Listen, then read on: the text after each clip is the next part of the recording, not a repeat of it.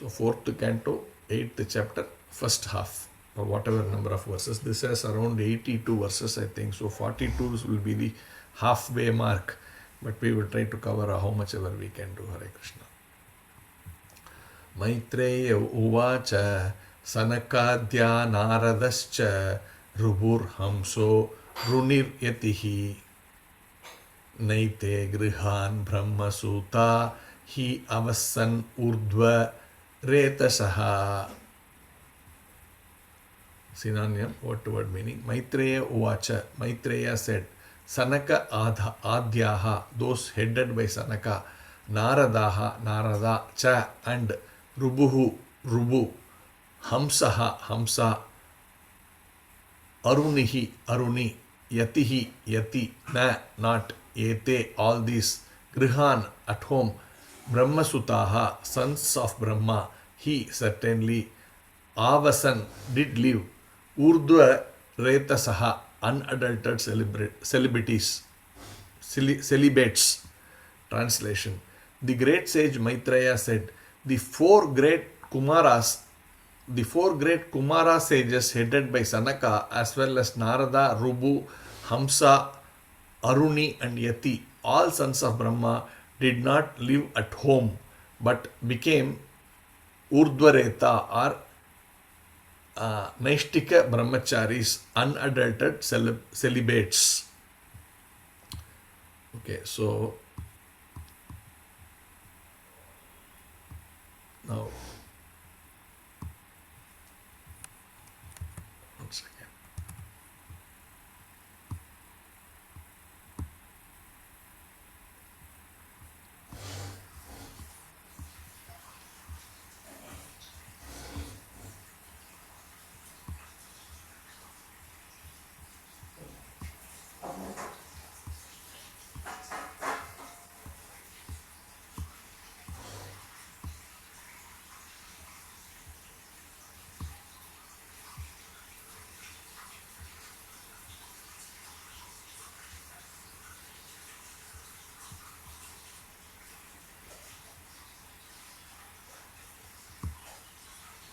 Okay, so now in this chapter is entitled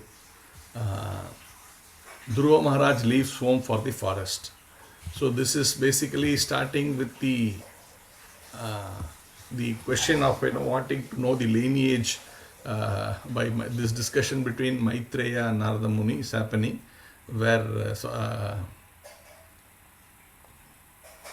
no, not Narada Muni. So Maitreya and Vidura is happening, and in this this chapter about Vidura Maharaj is coming. There's a discussion about the lineage of the Brahma, and further down what is the lineage, like what is the family history, like that the question comes, and then this discussion is starting here. So the first one is talking about the the sons of Brahma, where it is mentioned the four Kumaras. The four Kumaras headed by Sanaka, the elder brother, Sanaka, Sananda, like this, there are four brothers. They, as well as then Narada Muni is also the son of Brahma, and Rubu, Hamsa, Aruni and Yati. So this discussion is about these sons of Brahma, where he will go through very fast, because these sons did not have a lineage. So the discussion is about okay, please tell us, who are the sons, what is the family history. So if these specific sons who has been mentioned here, they were all actually Naishtika Brahmacharis, it has been mentioned.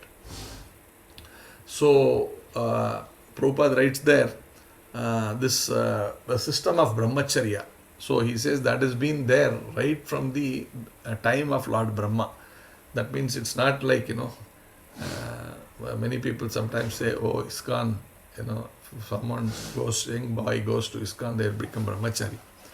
But, this is not true, that, it has been there, that right from the time of Brahma, there the purpose of human birth is self-realization. And there are some souls who are quite, progressed in their devotional life in a way that they have come to a stage in their spiritual journey. I'm talking about the soul here, not the body, that it comes in this particular life that they want to completely dedicate their life for self-realization. So at that point in juncture, if they are in that juncture and they come into contact with the spiritual organizations, then they fully dedicate there and they become brahmacharis. Not that in one particular organization only there is brahmacharis. If you see many spiritual organizations at different stages of the journey of the soul, some soul may be inspired to dedicate their life towards that spiritual activity, and that way many people take up and become brahmacharis. It's been mentioned, particularly these men. So they become brahmacharis, and they are dedicating their whole life's attention towards understanding the self and the Supreme Personality of Godhead. And it has been mentioned, so they do not marry at all. And in that, what is the the background to that is that when the men do not marry, then they do not waste their semen. It is mentioned, Prabhupada writes that actually instead of flowing down, it flows up to the head. And when the semen flows down to the head, then such persons are able to perform humongous progress, are able to do amazing things in their life. Prabhupada writes that one can lift the semen up to the brain, he can perform wonderful work. One's memory is enabled to act very swiftly, and the duration of life is increased. Yogis can thus perform all kinds of austerities with steadiness and be elevated to the highest perfectional stage, even to the spiritual world. So this is what is the benefit of being brahmachari. And many souls who are at that stage of their life, as I mentioned, of the journey of that soul, they take to it and try to make quick progress. And therefore these sons of Brahma, actually they said, and these the Sanaka and the four Kumaras, they sort of disobeyed their father. Their father said, I wanted to increase the progeny of this world, so you all should marry. They said, nothing doing. We are not interested in this at all. We are very much interested in self-realization. Therefore, we would like to be like this. And in fact, these four Kumaras, they did not even want to grow up beyond the age of, I think, 5 or something like that. Very young age, because their thinking is, if I grow beyond and I come to this adolescence age, then I may get attracted to the opposite sex. So better not even grow. Allow the physical growth to happen, so that may lead to some kind of a temptation in the body, not in the soul, but in the body. But since the body is a component in which the soul travels, one will have to be mindful of the body, and therefore they took that call that we will not even grow beyond the age of 5 years. So they were so much focused on self-realization. So that was happening. And here in this verse, this is also mentioned.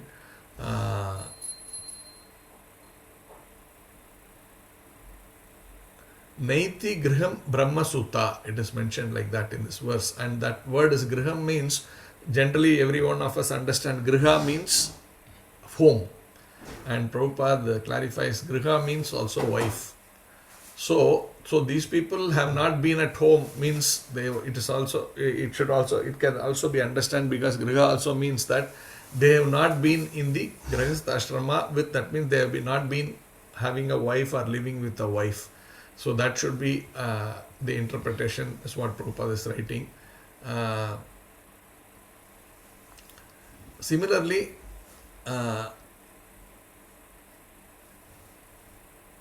and even he is talking about this Grihastha also means, even if by chance a male is discharging his semen, then it should be to get wonderful children who are attract great souls to come and take their journey forward towards self-realization. So this is very important. Prabhupada writes, otherwise there is no injunction for discharging semen. He is saying semen is meant to be discharged when one has a home, a wife, and the intention to beget children. Otherwise, there is no injunction for discharging semen. And he says these principles were followed from the beginning of creation. As such, brahmacharis never created progeny. This narration has dealt with the descendants of Lord Brahma from Manu's daughter Prasuti. Prasuti's daughter was Dakshayani or Sati, in relation to whom the story of the Daksha Yajna was narrated. We have already seen that. Maitreya is now explaining about the progeny of the sons of Brahma. Out of the many sons of Brahma, the brahmachari sons headed by Sanaka and Narada did not marry at all, and therefore there is no question of narrating the history of their descendants, which I mentioned. So there is no history for these brahmacharis. They simply, their life is their exemplary life personally, and beyond that there is nothing in their progeny. The next verse, translation. Another son of Lord Brahma was Irreligion, whose wife's name was Falsity. From their combination were born two demons named Damba or bluffing and Maya or cheating. These two demons were taken by a demon named Nirutti who had no children. So if you see, Brahma is now there, these wonderful great personalities, Narada, the four Kumaras, all these great personalities who are epitomizing their search for devotional life. But the same Brahma also had sons like this, Irreligion, and who married a wife whose name was Falsity. And when Irreligion and Falsity combine, you can't expect something which is very great. And therefore, from that combination was born two demons named Damba, of bluffing. That means lies, and Maya and cheating. So, Irreligion and Falsity together join and create bluffing and Maya.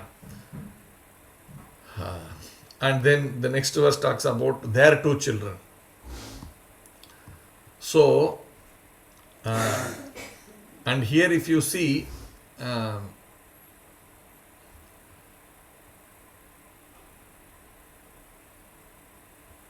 and this Irreligion, who he married Mrisha, who is actually his sister.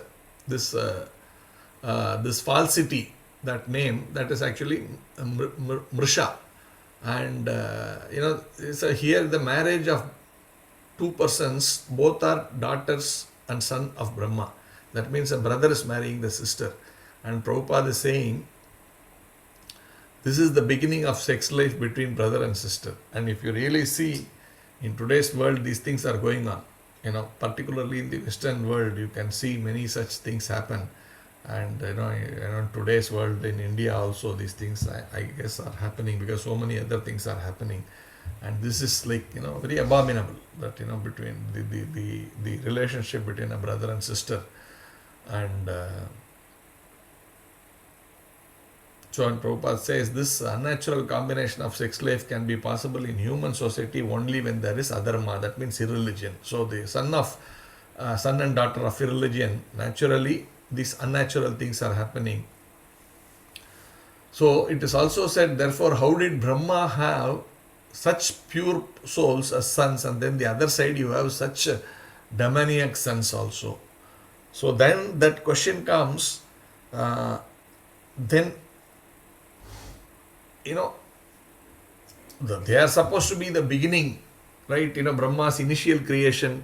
So where did these people, demons, come? Because everybody is supposed to be pious in the original creation, right? Nobody had any sins because they are being created now only. This logic is there in the other kind of a category that, but then you should understand, this is proof that there is actually these various cycles of various yugas.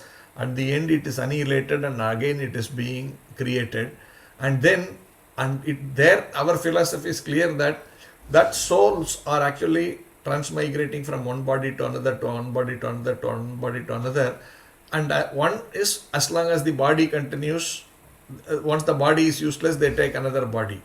That is okay. But if the time coincides with the uselessness of the platform in which the soul is performing, not just the body, but even the earth and all that, then there is annihilation of the earth, annihilation of all the so-called nature. in which the various souls have been performing their journey.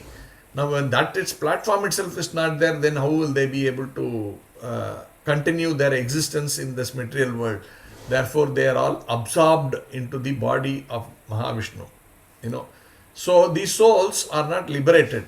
They are not still come to that perfectional stage, but the time has come for the annihilation of the universe. So what happens is these souls are all absorbed back into the body of the Lord, and it remains like that for a long time, gestation period we can call it, when Brahma is sleeping, when the Lord is resting, and then he creates, he gives rise to Brahma from his navel, and Brahma starts his new creation.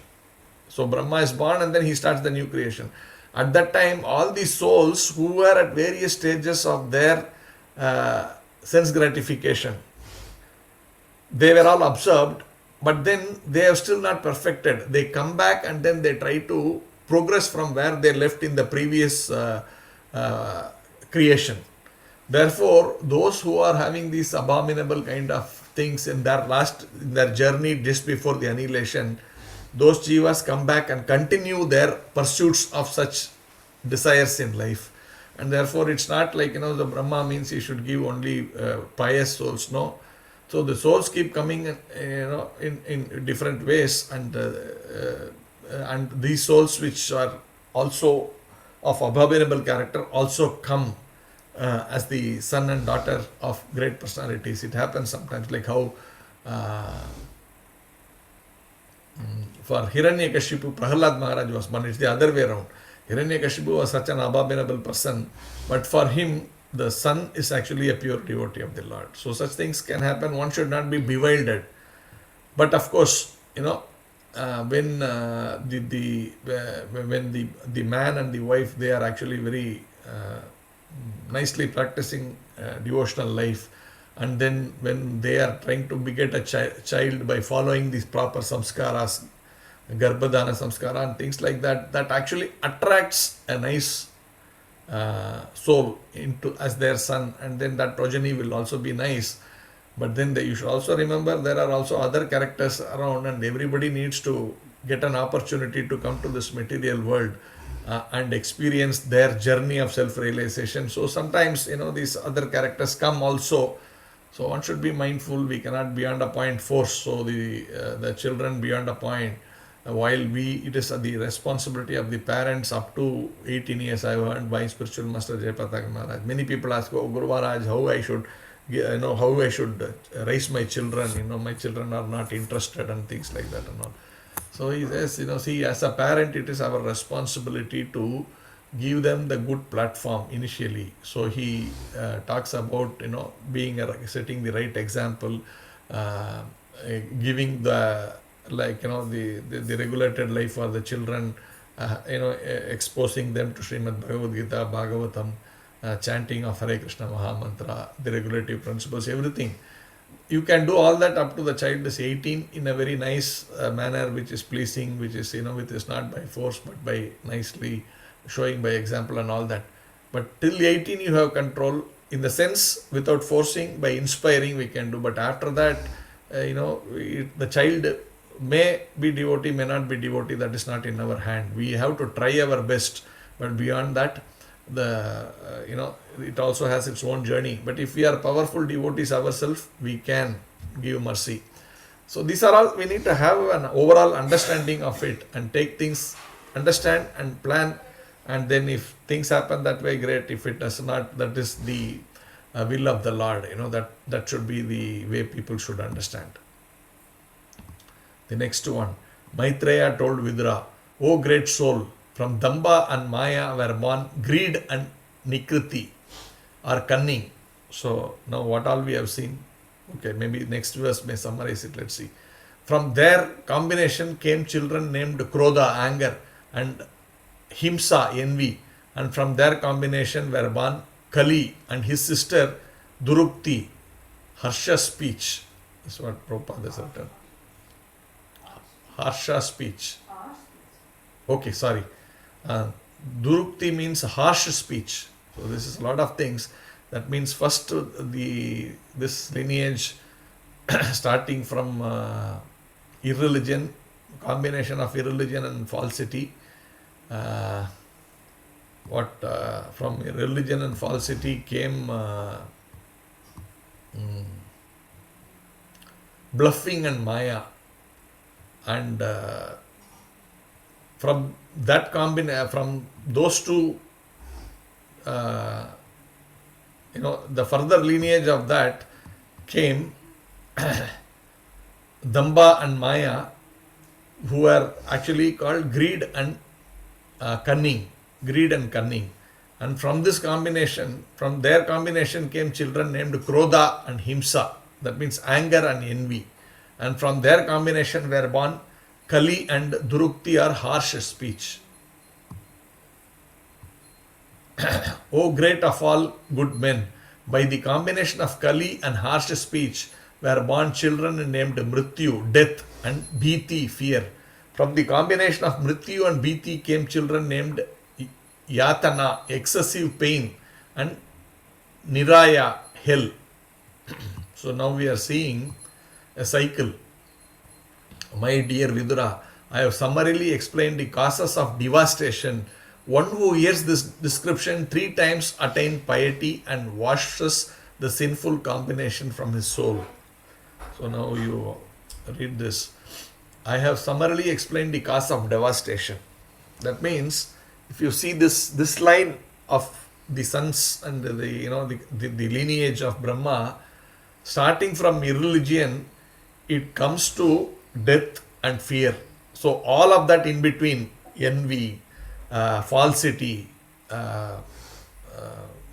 bluffing, you name all the negative qualities, all of them are coming one by one, which leads to the complete destruction of the society, and the destruction, and leads to the complete annihilation of to the end of the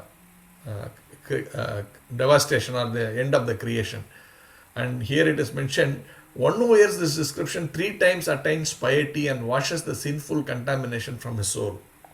Anyone who reads these sections of the Srimad Bhagavatam 3 times, it is mentioned that he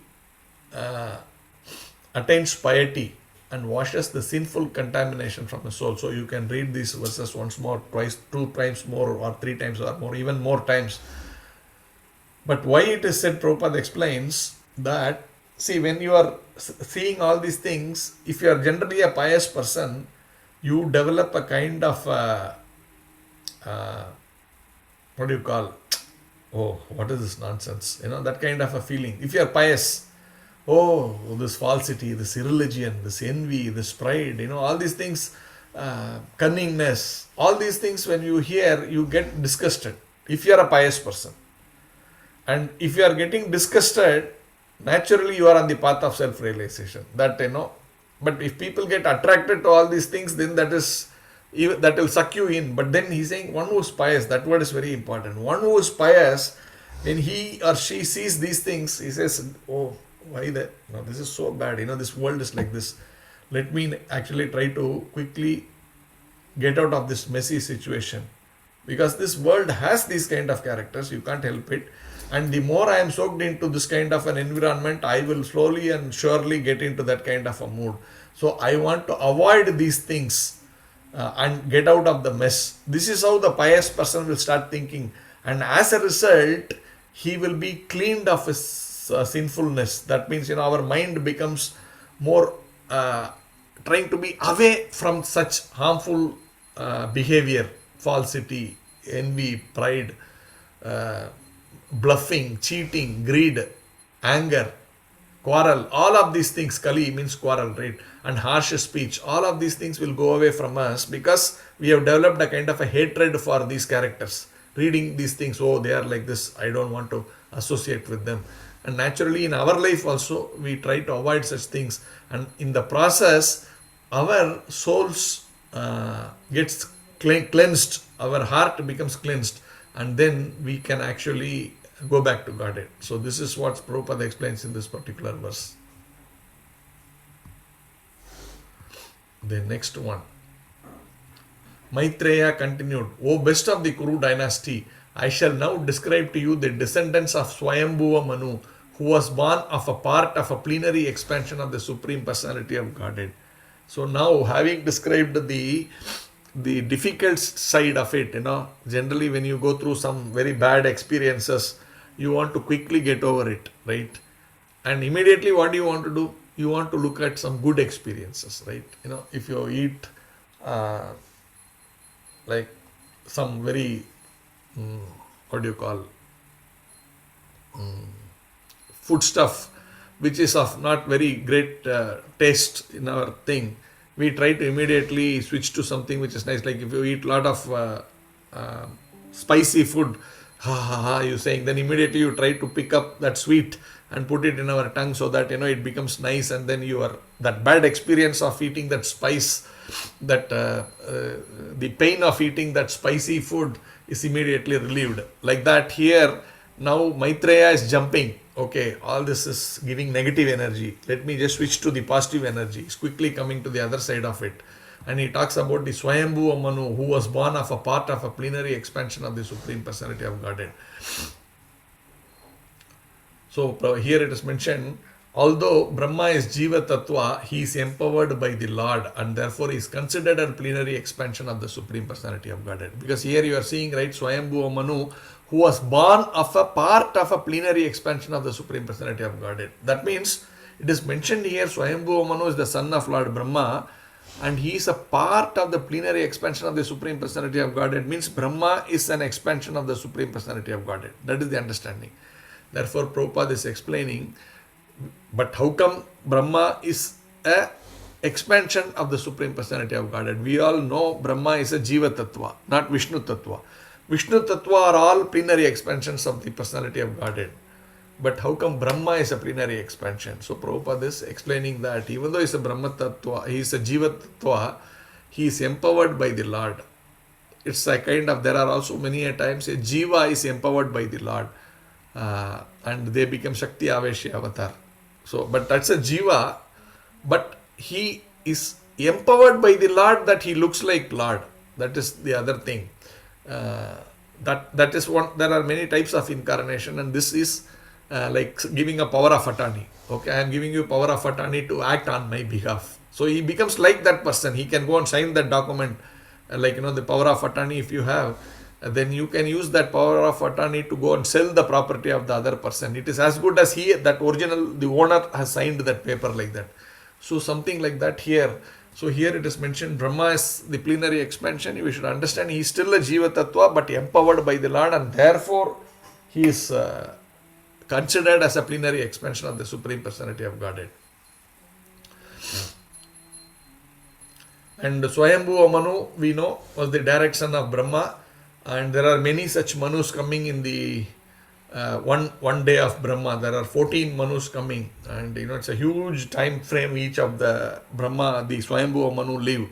And this is, the Manus live, and this particular Manu is Swayambhuva Manu. The name of that Manu is Swayambhuva Manu. Now he is going to explain, here Maitreya is going to explain about the descendants of this Manu, all of whom are widely celebrated for their pious activities, Prabhupada writes.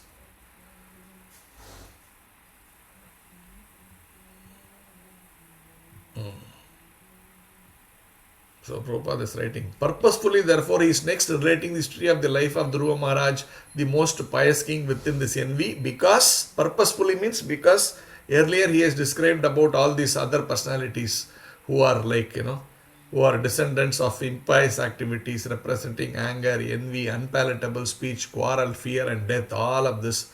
Therefore, purposefully he is talking about the other positive side of life.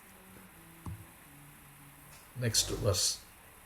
Swayambhuva Manu had two sons by his wife, Satarupa, and the names of the sons were Uttanapada and Priyavrata. Because both of them were descendants of a plenary expansion of Vasudeva, the Supreme Personality of Godhead, they were very competent to rule the universe, to maintain and protect the citizens.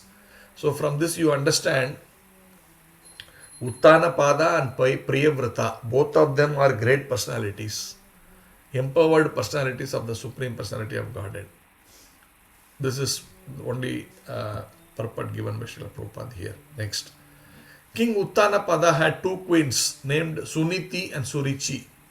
Surichi was much more dear to the king. Suniti, who had a son named Dhruva, was not his favorite. So here Uttanapada is supposed to be a great personality. Already written that they are coming in as a descendants of Vasudeva, the Supreme Personality of Godhead. Again, why this contradiction? We will see this. Anyway, those days it was normal for, as we mentioned, there are brahmacharis. Most people, lot of jivas become brahmacharis. But all the women, there is one thing that, all the women still have to be married. So there is this ratio, right? Male-female ratio. Now, if all women has to marry, but not all men should or would marry, what happens? That balance is difficult, right? Like there are more women than men who are ready to marry. Therefore, ready to marry means, as per Shastra, those Vedic times, all women will have to be married. That means given protection like that. But men are, many of them by nature will become brahmacharis. Therefore, because of that disequilibrium, it so happened that some men who are okay to marry, they are having 2 wives or 3 wives, like these things happen, but those days were different and are not applicable for Kali Yuga. So here Uttanapada had 2 queens, Suniti and Surichi. And in that, this Uttanapada was more attracted to Surichi, not to Suniti. And this meaning of Suniti and Surichi also, that means the Suniti is supposed to be one who is very pure, very, as per regulative principles, everything nice. And Surichi is more of a ruchi, it's more about the gratification.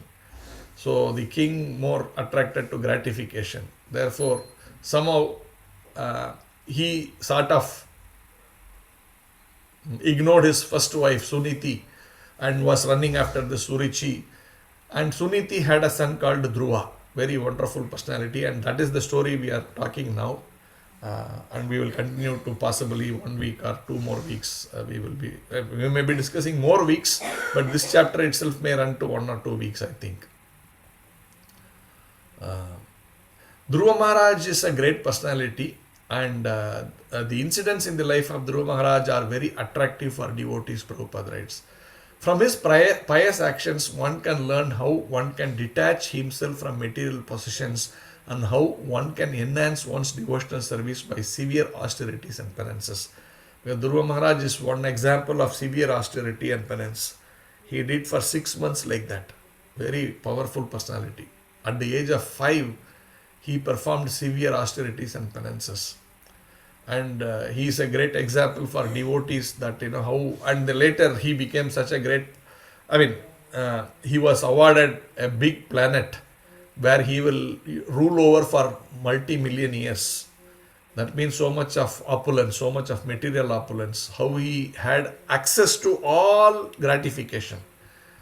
For not for a few years, but for millions of years. But how did he renounce and how he led a life of renunciation? That is all very inspiring to devotees.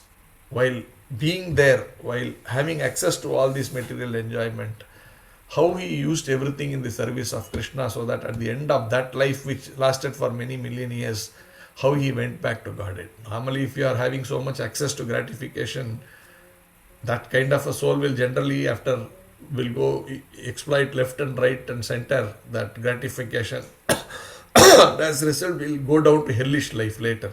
But here Dhruva Maharaj, in spite of having all of these things,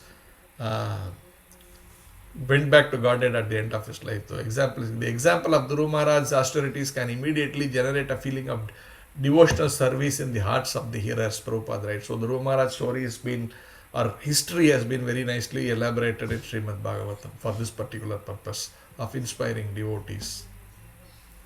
Once upon a time, King Uttanapada was putting the son of Surichi, Uttama, placing him on his lap. Dhruva Maharaj was also trying to get on the king's lap, but king did not very much welcome him. So that, this child, the second wife's child, Uttama, he was sitting on the lap of his father. Seeing this Dhruva Maharaj, a 5-year-old young boy, very eager to go and also sit in the lap of his father. Very natural for any child to do that. Goes and sits, tries to sit on the lap of the father. But the king did not welcome him. So that's a very sad state of affairs, right? Uttanapada, such a great personality. See, this is all, that's why Bhagavatam is very true. It is not some kind of a idealistic presentation of something which is artificial. This is talking about real life, real personalities, the personalities which are so very complicated. You can't, if you see someone is so perfect in all that, that looks like, it's some kind of a imaginary thing, right? There are always some small things here and there, even great personalities have. But then that is reality. So Bhagavatam does not talk any falsity. It talks things as it is. So this Uttanapada, you will see later how after, the Dhruva Maharaj has darshan of Lord and he comes back, how Uttanapada, how he goes back to Godhead. Like, if someone here is so much attracted to gratification, he is doing injustice to his first wife and, to the first wife's son. But then how he is going back to Godhead. So there are so many amazing things, and we can pick up lessons from everything. There's always hope for people who are sometimes not so great. But then these things, when we see, wow, why can't I also reform myself? Why I can't also go back to Godhead? These are all things. That's why Bhagavatam is so pure. Presents things as it is, but focuses on how a jiva can transform and become great personalities. Go to the next one. While the child Dhruva Maharaj was trying to get on the lap of his father, Surichi, his stepmother, became very envious of the child, and with great pride she began to speak so as to be heard by the king himself.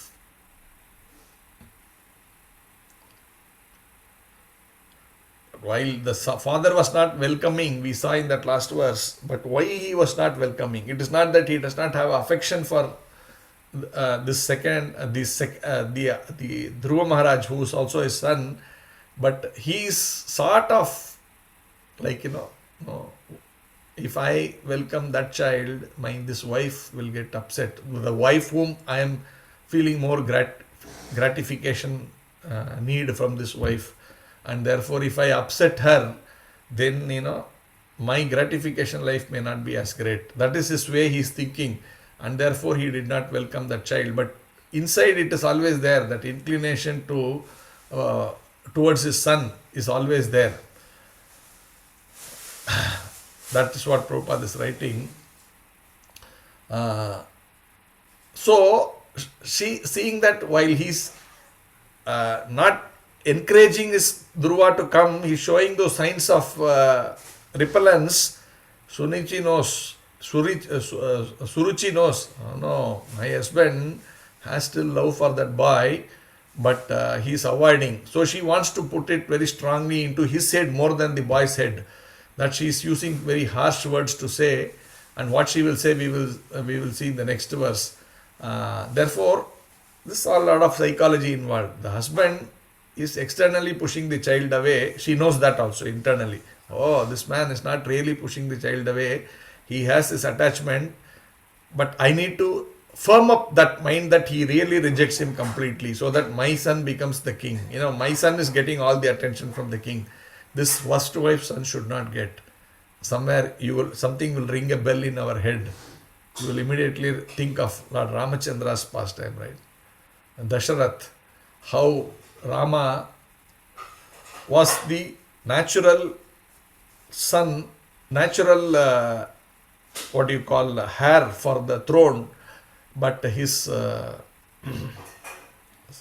again there also Dasharath also had a little soft corner for that wife, Bharata's wife, and Bharata's mother, Kaikeyi, and therefore he was Kaikeyi exploited him for that weakness, and Lord Rama had to go to the forest. So similar situation here, because of Uttanapada's attraction to Surichi, that Dhruva Maharaj is neglected here.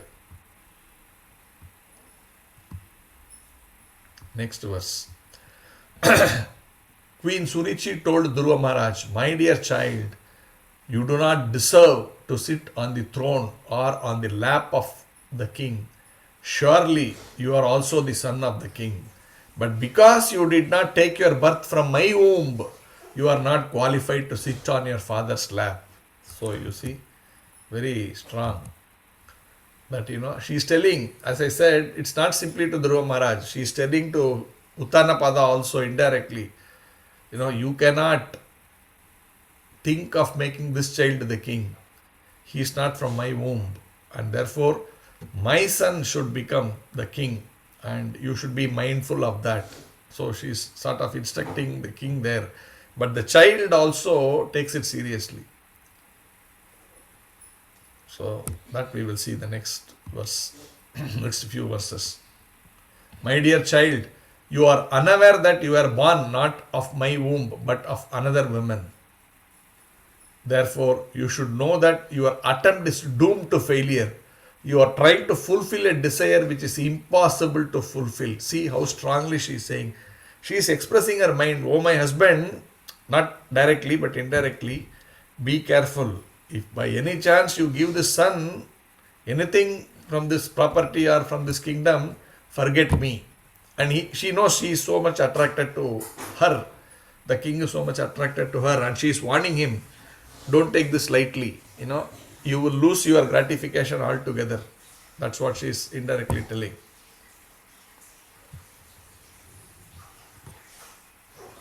See, Prabhupada writes, the small child Dhruva Maharaj was naturally affectionate towards his father, and he did not know that there was a distinction between his two mothers. See, very, very innocent child. He does not realize that, this mother is not as affectionate towards me. He is generally thinking both are nice, and, very, very, what do you call that, very pure mind.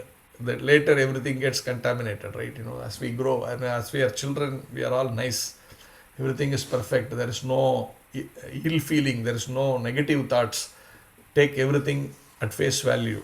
But so Prabhupada writes, this distinction was pointed out by Queen Surichi, who informed him that since he was a child, he did not understand the distinction between the two queens. This is another statement of Queen Surichi's pride, Prabhupada writes. The next verse. "If you at all desire to rise to the throne of the king, then you have to undergo severe austerities. First of all, you should satisfy the Supreme Personality of Godhead, Narayana, and then, when you are favored by him, because of such worship, you shall have to take your next birth from my womb." See? She is saying, if you at all you want to become the king, you should have been born in my womb, or if you still expect to become the prince to the heir of this throne, you should die and take birth again from my womb. That's what she is saying. Take severe austerities. The process, you may die, again come back as my son, and then maybe you will get this property. Otherwise, nothing doing, So she is condemning him. First of all, you die, and then you come back as my son. And somehow in that process, unknowingly, she is actually telling, you must satisfy, first of all, you must satisfy the Supreme Personality of Godhead, Narayana. So somehow she is planting the seed of devotion in him, unknowingly, even negatively, but she is planting. The same thing happened with Lord Rama, where Kaikeyi says, you should go to the forest. Here she is saying, you should undergo severe austerities. Therefore, Rama going to the forest is severe austerities. So the similar situation for Lord Rama. So just like the Lord, the devotee also goes through similar tribulations in this case.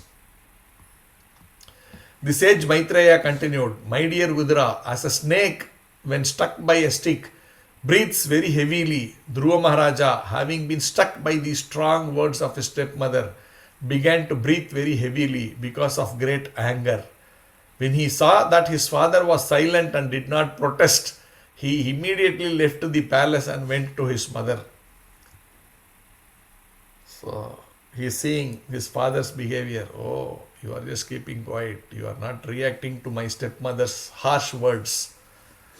And he is very angry at what his mother has said. He is a Kshatriya.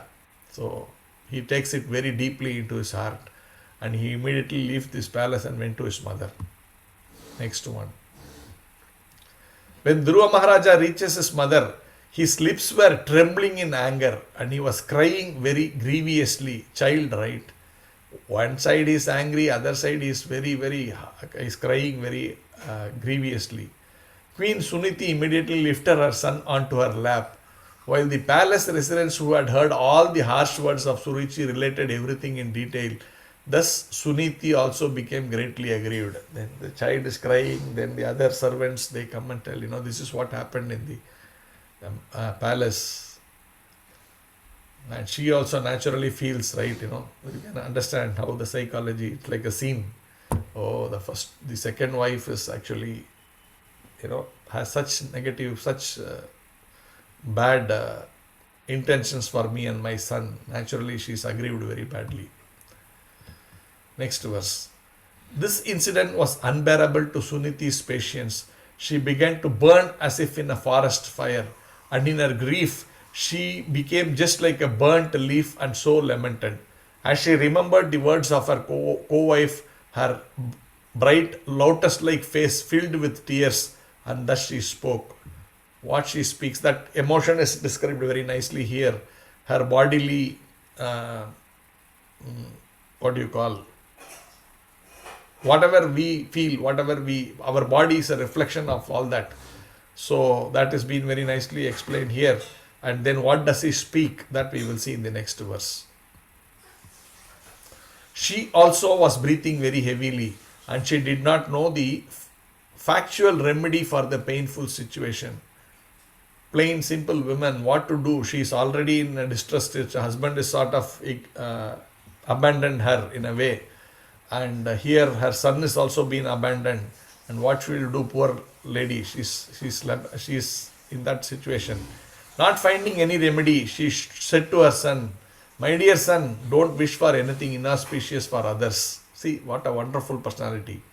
Anyone who inflicts pain upon others suffers himself from that pain. So, in spite of being in that a very fragile situation, she is saying, "My dear son, don't wish for anything inauspicious for others." So she is saying, no, we are put in the situation, but let us not be having enmity towards that other party, towards Surichi and her son, because she understands she is a great personality. Such, sometimes when we are in difficulty, we don't care. We think we are the most important at this point in time. Hook or crook, I just want to do it. I don't care for any dharma, nothing. I just want to do it. But here, by dharma, her son should be ruling. By dharma, she should be the main queen. But then here this situation is completely opposite. But she still feels, let us not be having that mindset of revenge or cursing the other party. And she says she understands the philosophy of his karma. She says anyone who inflicts pains upon others suffers himself from that pain. Suniti said, "My dear boy, whatever has been spoken by Surichi is so because the king, your father, does not consider me his wife or even his maidservant. He feels ashamed to accept me.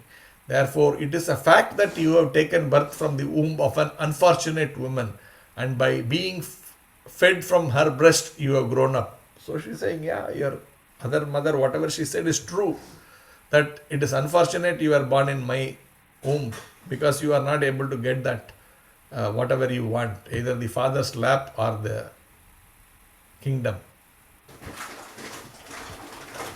Next, "My dear boy, whatever has been spoken by Surichi, your stepmother, although very harsh to hear, is factual.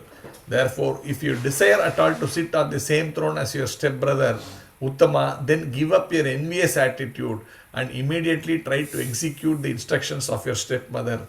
Without further delay, you must engage yourself in worshipping the lotus feet of the Supreme Personality of Godhead." You see how she She takes a negative situation and puts it into a very positive manner. Amazing. This is all Bhagavatam is Bhagavatam. That there are so much life lessons. How we can also, when you are put into so much of adversities, how you can make an adverse situation into a very winning combination. She says, yes, what she says is right, that when she says austerity, but she transfers that as you start worshipping the Supreme Personality of Godhead. That austerity you apply in the service of the Supreme Personality of Godhead. And in that process, once the Supreme Personality is pleased, anything can happen. Whatever is your wish, it can happen. Not just your wish, it can happen 100 times more. How she herself is in a very bad situation, but her positive attitude, her such great personalities. Sometimes you say, oh, women in Vedic times are very, here is a woman who's a very glorified personality. How, they are not educated. No, she is perfect in her thinking, and how very simple woman, but how her thoughts are so very visionary kind of thinking. Visionary means not our materialistic, simple visionary thinking. We talk about very great personalities in today's contemporary world. What a visionary person. But this lady is like visionary to the nth level. We can see that in due course of time. Her advice. She says, yes, what she says is right. But take it positively and work towards achieving your goal. That's what she's saying. Suniti continued, the Supreme Personality of Godhead is so great that simply by worshipping his lotus feet, your great grandfather Lord Brahma acquired the necessary qualifications to create this universe. Although he is unborn and is the chief of all living creatures, he is situated in that exalted post because of the mercy of the Supreme Personality of Godhead. Whomever great yogis worship by controlling the mind and regulating the life of air. She is giving reason why she is suggesting what Surichi said is correct. That the Supreme Personality of Godhead is such a great personality that and there are living examples of her own, like his own grandfather, Lord Brahma, how by worshipping he was able to come to the position of being even the creator of this universe. Such great thing is possible. And all yogis also worship the Lord. But how are they doing it? By controlling the mind and regulations of life of air. So she is giving hint that austerity, what she spoke about, she is explaining what is that austerity. You control the mind and regulating the life air, prana. Then you can actually maybe, have darshan of the Lord and get your things fulfilled. Next verse. Suniti informed her son, your grandfather Swayambhuva Manu executed great sacrifices with distribution of charity, and thereby with unflinching faith and devotion he worshipped and satisfied the Supreme Personality of Godhead. By acting in that way he achieved the greatest success in material happiness and afterwards achieved liberation, which is possible to obtain by worshipping the demigods. So she is saying your grandfather is another example. Swayambhuva Manu, the great grandfather, was one example. This grandfather is another example. How he attained both material perfection and spiritual perfection also.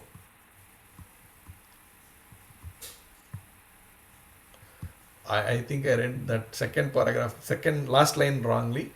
He achieved the greatest success in material happiness and afterwards achieved liberation, which is impossible to obtain by worshipping the demigods. So I read it as possible to obtain by worshipping them, I think.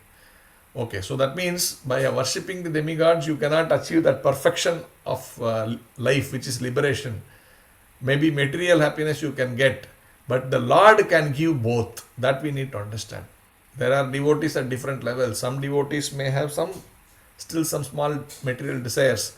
We always recommend, even if you have material desires, go only to the Supreme Personality of God. Don't go to the demigods. So that is here sort of coming out very clearly.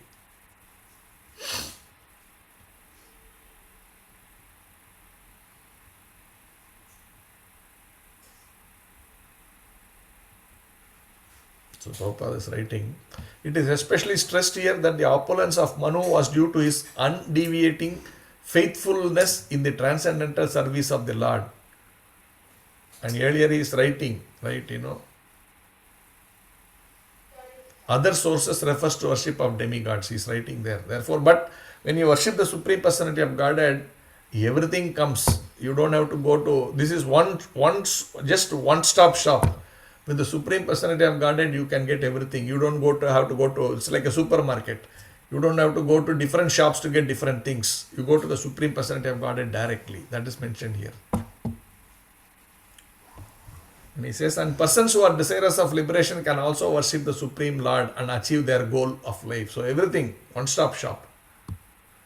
Next. My dear boy, you also should take shelter of the Supreme Personality of Godhead, who is very kind to his devotees. Persons seeking liberation from the cycle of birth and death always take shelter of the lotus feet of the Lord in devotional service. Becoming purified by executing your allotted occupation, just situate the Supreme Personality of Godhead in your heart, and without deviating for a moment, engage always in a service. So she is giving that instructions of how he should perform this thing, and she is also telling the philosophy that person seeking liberation from the cycle of birth and death always take shelter of the lotus feet of the Lord in devotional service. So devotional service is the highest form of yajna, or the yajna, or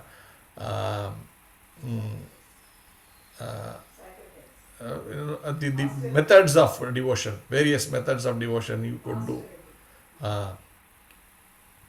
Then becoming purified by executing your allotted occupation. Then she is also talking about, allotted occupation means the varnashrama dharma.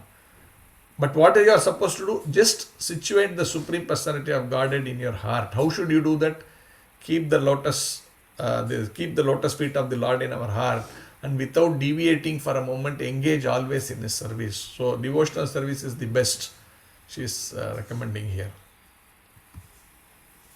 Then, my dear Dhruva, as far as I am concerned, I do not find anyone who can mitigate your distress but the Supreme Personality of Godhead, whose eyes are like lotus petals. Many demigods such as Lord Brahma seek the pleasure of the goddess of fortune. But the goddess of fortune herself, with a lotus flower in her hand, is always ready to render service to the Supreme Lord.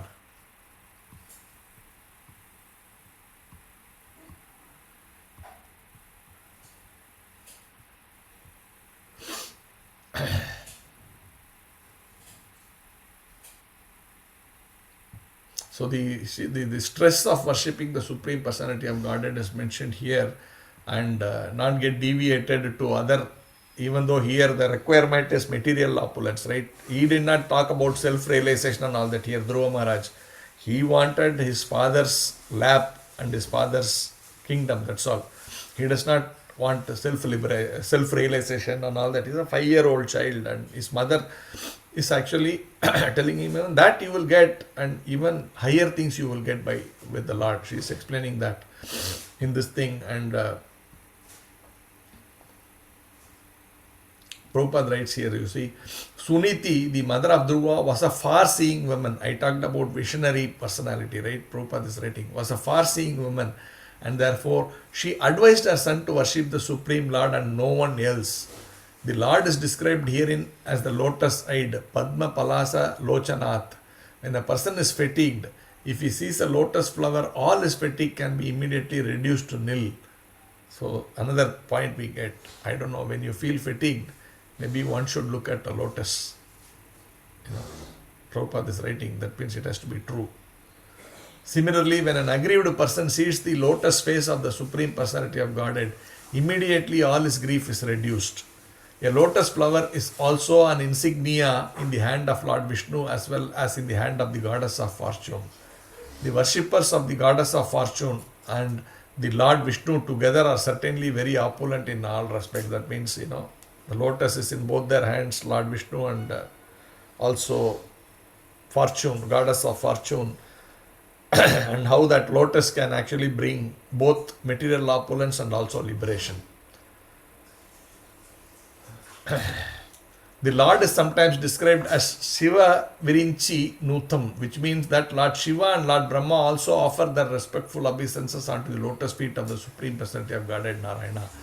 Therefore, all these personalities also go ultimately to Narayana, and therefore you go to Narayana, she's telling.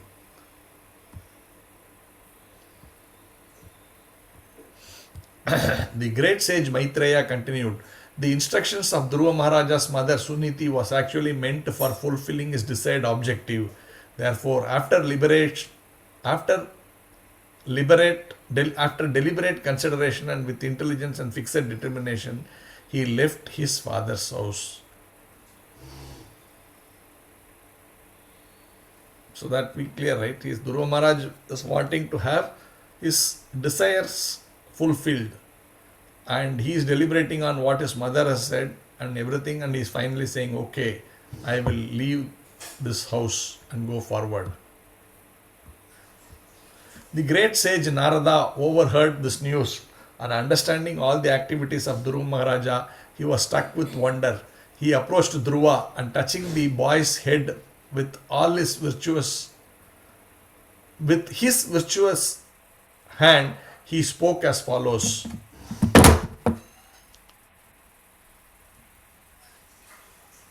The power failure here. I will try to connect through the phone. The data.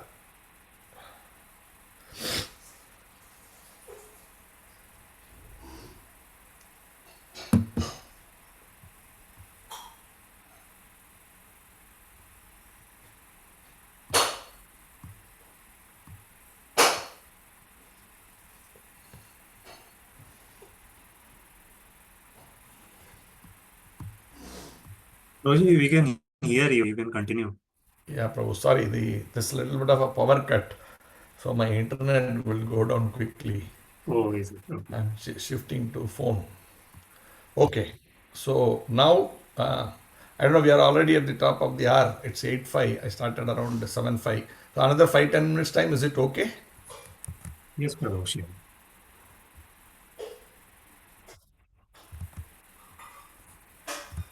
We are in the 25th verse right now.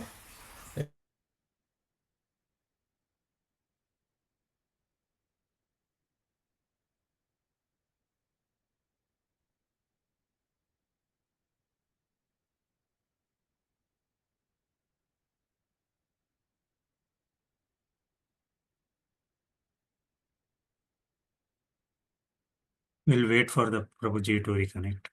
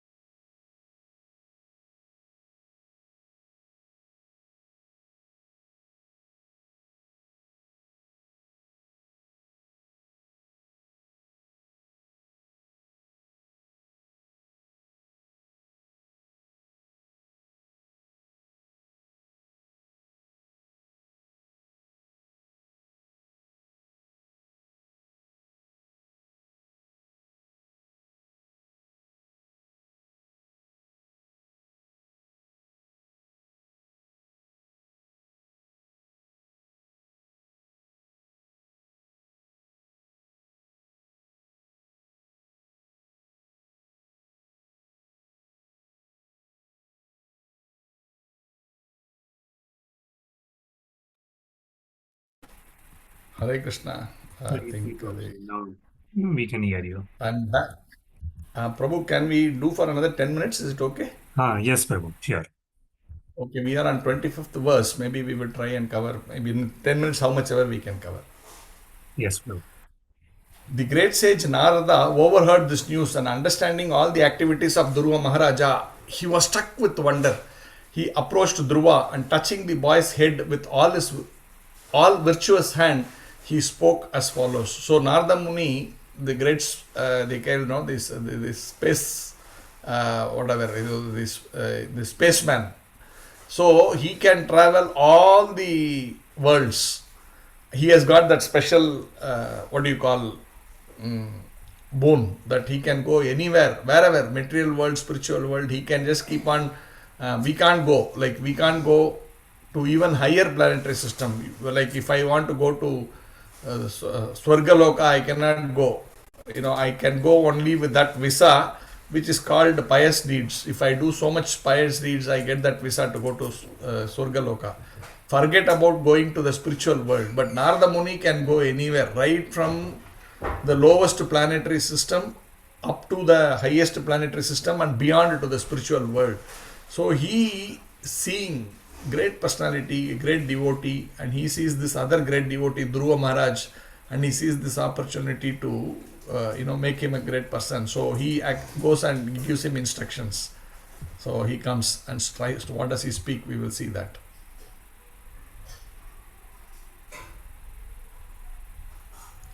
And how, when I'm saying, he is a great spiritual master, and he is now going to make this person a great devotee. So it's Prabhupada is writing, in this way Narada was sent to Dhruva Maharaj. This is explained in the Chaitanya Taritamrita. Guru Krishna Prasade Paye Bhakti Lata Bija. That means by the grace of the spiritual master and Krishna, one can enter into devotional service. Because of Dhruva Maharaja's determination, Krishna, the super soul, immediately sent his representative Narada to initiate him. See, this is how it is. How we can get to devotional services. First is having that very serious determination, desire to have self-realization, to understand who am I, what is the purpose of my life, why am I here, what are the powers that be beyond me. These kind of things, this self-inquiry about the self, Brahma, Aham Brahmasmi, that we need to come to that understanding nicely. And for that, once we have that desire, then Krishna will send the spiritual master. The spiritual master is not like I choose, okay, here are 10 options, I will choose. No. The Paramatma will decide based on our correct desire and what type of spiritual master will be able to help me. He will send that spiritual master to us, is mentioned.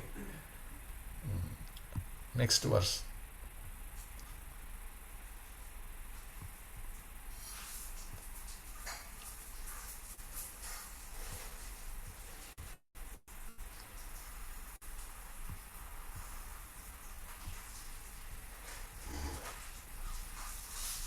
Next verse.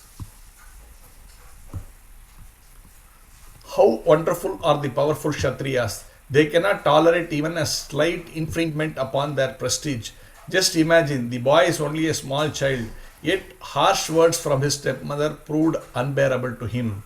So this is understood, right? The small child who is just 5-year-old, but how he has got so much determination. Actually, Narada will try later, if you see, he will try to dissuade him.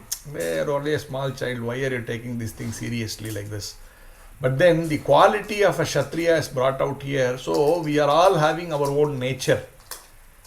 That, if we are so much into that, into that passion, then by nature we will have that thing for getting attracted to do very strong things like that. It's a Kshatriya guna, to control and all that.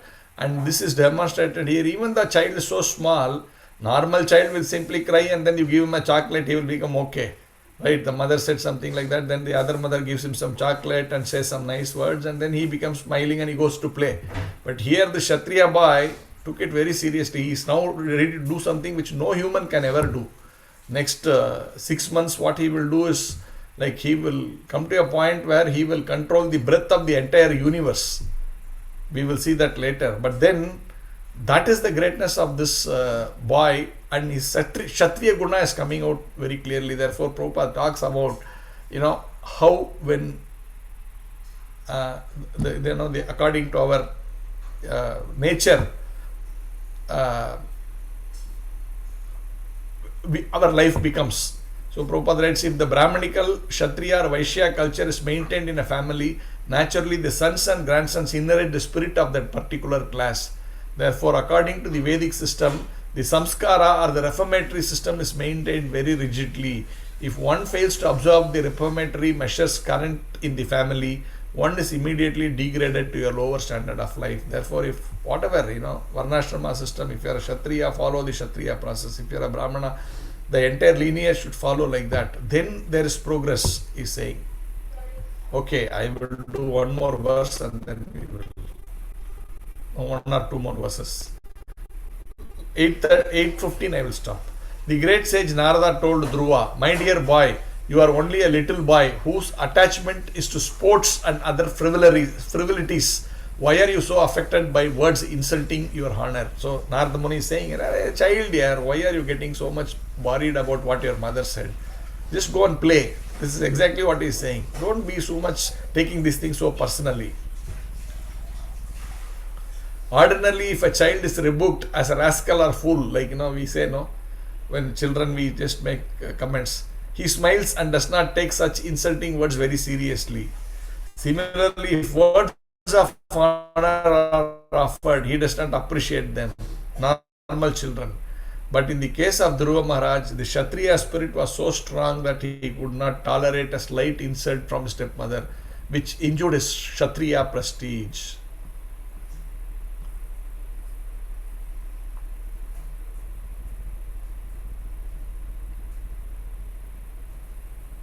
Then now he gives a lot of philosophy. Now actually these portions we can see in the next thing. We have concluded with, we'll conclude with this 27th verse. Now